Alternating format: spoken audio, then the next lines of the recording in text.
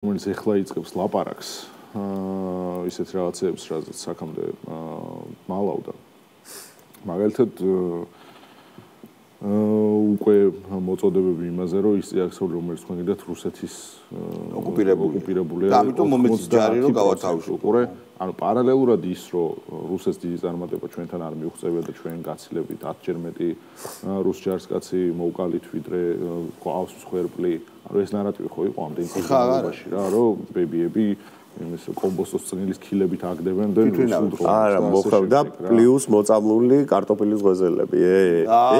ეგ ეხა ეგ ვინდა წერა გასულდა, ანუ ჟორჟოლიანი რო წერდაო ის რა. ჩემ ბაური. სერიოზული. ეხა უკვე საუბარი იმაზე, რომ 90% ამ წიაღისეულს, რომელიც თქვენ გიდათ რუსების კონტროლის ქვეშ არის.